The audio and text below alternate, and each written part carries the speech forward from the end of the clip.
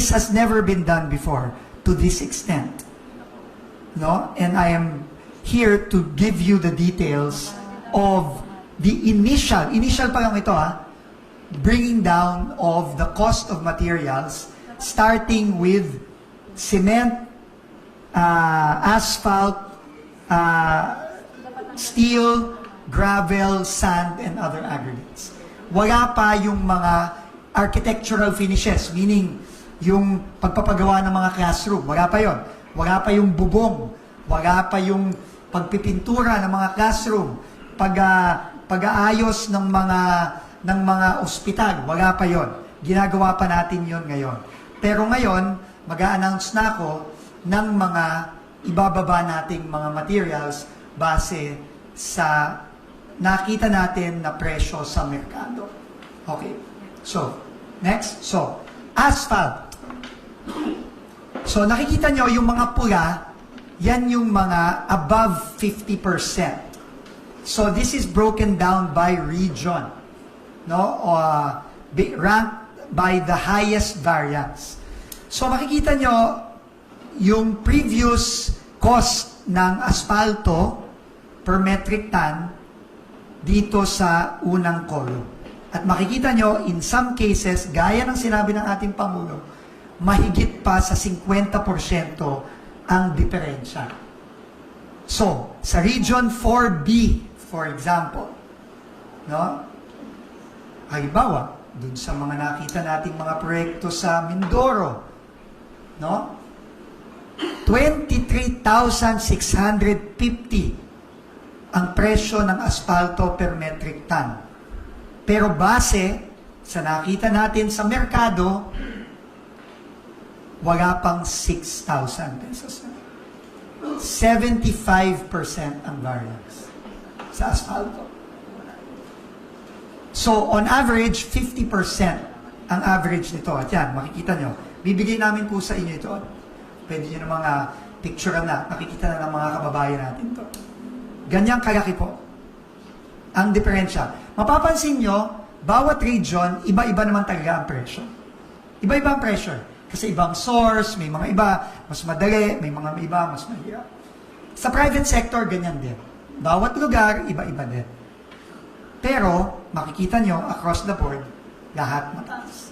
Meron namang mga region, tulad ng Region 10, hindi ganong kataas. Ito yung ginagagay namin na green, na hindi ganong kataas, below 10%. No? Pero, makikita nyo, dito pa lang, sa asfalto, napakalaki na ng diferensya. Next. Sheet pile. Ayan yan, mga sheet pile. Yung mga nakita nyo, na ginagamit na, hindi yero yan. Yan yung mga binabaon. Yan yung yan yung nakita natin sa Oriental Mindoro, halimbawa, na na binaon pero maigsi. Imbes na 12 meters, 3 meters lang. No? Again, sa mga ibang region, tulad ng Caraga at Region 12, above 50%. No? On average, it's 36% ang diferensya para sa sheet pile. So, makikita nyo, no? Napakalaki ng diferensya sa iba't ibang region. Next. Gravel, grade 1. Graba. No? Makikita nyo, ganun din. No? Makikita nyo yung mga malalaking diferensya, ang Region 13 at Region 4B ulit. No? From 1.6 sa Region 13, 601 lang. 62.5% variance. Sa Region 4B, 1.4, pero 606 lang. 57.7% variance. Average. Pero makikita nyo, meron din namang hindi ganun kalalaki. Like Region 11, Region 1, no, 9.4% lang sa Region 11. Sa Region 1, 9.13% lang. Sa Region 4A, 3%, Region 10, 1%, Region 8.59%. Meron namang hindi ganun kasama. No? Pero, marami din mga napakalalaki. Next. Sand. Ganun din. No? Dito naman, NCR naman. No, 1,314. Pero, nakakita tayo na 450 lang. No? 65.7%. Region 13, ulit, 14,556 lang. Region 4B na naman, 1538, pero 620 lang. 60%, halos. So yan, makikita nyo. Meron din namang hindi ganun kataas. Region 1, hindi din ganun kataas, 8.8 lang. Region 10, 5, etc. etc. No? Next, reinforcing steel bar, grade 60, ganun din. No, again, 13 na naman, 98.9%, pero 39.2 lang, 39.3, 60%, for an average of roughly about 32%. So, dyan yung makikita, no, talagang napakalayo. No? Ngayon lang ginawa to sa aking pagkakaalam, no? Na talagang hinimay isa-isa. Dati, I think yung kay Sec Babes, I think reduce lang roughly by 10% across the board. Pero ngayon lang talaga natin ina-isa-isa, and I'd like to thank the team of OIC Undersecretary Gara. Sila ang nagtrabaho talaga nito, and the team of Yusek Nick. No? Talagang inisa-isa nila to. No? At ongoing pa yung paghihimay, pag-isa-isa, doon naman sa iba pang mga materyales. No? Next slide. I think semento na to. Next. Ay daw, cement na to. No, cement hindi masyado. No? Minus 10% lang ang variance. No? So yan, no? From 241 sa NCR, 169. Medyo mataas-taas pa rin, 39%. Ay, 29%. Pero meron namang, in fact, merong mga 1.3% lang sa Region 1. Napakababa ng diferensya sa Region 1. From 226 to 223. No, pero nandyan pa rin yung mga yung Region 13, Region 4B, ganun pa rin. So, again, no, uulitin ko, no, matagal nang ganito ito. Hindi lang to ngayon. Dekada na to na ganyan, na malalaki ang diferensya. Pero, kailangan na natin gawin ito ngayon. Sabi nga ni Pangulo, real and lasting change. Kasi ngayon, pagka nababa na natin ito, medyo kahit papano, sabi nga ni Pangulo, minimize natin ang opportunities for corruption. Bakit? Kasi dati, dahil overpriced, madaling mangurakot. Kasi alam mo, overpriced eh. Diba? Doon sa budget niyan, overpriced. Pero pag binigay mo, alam mong hindi naman yun ang presyo eh. So, saan napupunta yung pera niya? Obviously, in all likelihood, napupunta yan sa pagnanakaw. So, yun ang sinasabi ng Pangulo, na matagal nang nangyayari, pero ngayon lang talaga natin, talagang gagawin ito ng masinsinan at tunay na pagbabago. Sabi nga ng Pangulo, real and lasting change. So, next, ito, may ready-mix concrete. Ito, hindi masyado. No? Yung ready-mix concrete, correct me if I'm wrong, ito yung hinalo na yung buhangin, yung nakamix na yung konkreto sa aggregate, sa sand, no? So, yan, medyo hindi masyado mataas. Pero meron pa rin, no? Na medyo mataas pa rin, no? Pero on average, may mga iba nga halos walang pagbabago, no? Yun na rin, no? Pero, binaba pa rin natin, on an average of 7%. So, again, ulitin ko, nagsimula pa lang tayo. Nagmamalagi kayo masyado. Ulitin ko, sa ano pa ganito, no? Yung mga nakita nyo ngayon. Cement, ready-mix concrete, asphalt, steel bar, sheet piles, sand, and gravel.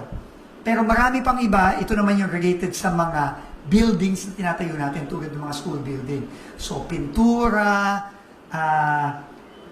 roofing, finishing, etc. Yon, kailangan din natin tignan yon. No? And we will come up with a report also very soon. We will also bring that down. No? So, yan, ito naman yung sinasabi ni Pangulo na DepEd, DOH, ayan, pag-uusapan natin yan. Kasi marami sa mga pinapagawa ng DepEd at DOH, yan yung mga merong architectural finishes na ginagawa pa natin ngayon. Ito mostly kalye, tulay, no? Flood control, obviously, kasama dyan. No? So we will be working with the other agencies like DOTR and DA, no? And other infrastructure agencies para ibaba na rin yung kanilang mga prices of these materials. So with that, ano ang translation nito? Dahil nababa na natin itong simento, graba, asfalto, etc., etc. Ano ang translation nito sa dagdag na benepisyo para sa mga kababayan natin? At nag-estimate ang group nila Undersecretary Lara. Asfalto, additional 1,600 kilometers of roads pala ito. These are roads. Additional 1,600 kilometers of concrete road. Can you imagine? Dagdag na 1,600 na kilometro ng kalye yan. Dahilan sa pagbaba natin ng materyales. So you can just imagine, ang dami ng mga kalye nating madadala pa kasama na ang mga farm-to-market roads dyan. Asfalto naman, 1,000 additional kilometers of asphalt ang pwede nating idagdag dyan. So yung mga baku-baku nating mga kalye dyan na nakikita natin all over the country, lalo na sa mga malalaking syudad natin tulad ng Metro Manila, Cebu, Davao, Bacolod, Iloilo, Baguio, 1,000 additional kilometers. And ang total monetary value nito, according to the group nila Yusek Lara, nila Yusek Nick, 60 billion in estimated total savings sa 2026 budget. Ang ini-estimate natin. So kaya sinabi ko, this is probably the single biggest reform ever sa DPWH na in-initiate ng ating Pangulo. Kasi hindi mo na pwedeng baguhin yan. Kahit na sino pang administrasyon, hindi na pwedeng baguhin yan. Kasi yan na yan, pinirmahan ko na ito nung Webes. Pinirmahan ko na ito nung Webes, no, bago magbakasyon. And we will give you copies of the signed documents based on the President's directive. Hindi na pwedeng mabago yan. Kasi ngayon, mag-a-adjust na lang yan to market levels. No, future DPWH secretaries, hindi na nila mababago yan. Unang-una siguro, mahihiya naman sila kung baguhin nila yan. At ibalik nila ulit dun sa plus 70%, plus 50%, plus 30%. Hindi na yan. Ngayon lang yan. This is, to me, the directive of the President to do this is probably the single biggest reform in the DPWH ever. And this will really do a lot, no, to curb corruption, but still maintain quality. If the private sector can build a road at those prices, why cannot government do the same? Walang rason kung bakit hindi rin, di ba? No other reason. Except for corruption. That is the only reason why that has been done. So with that, again, hindi pa to tapos. Marami pa tayong i-announce in the future.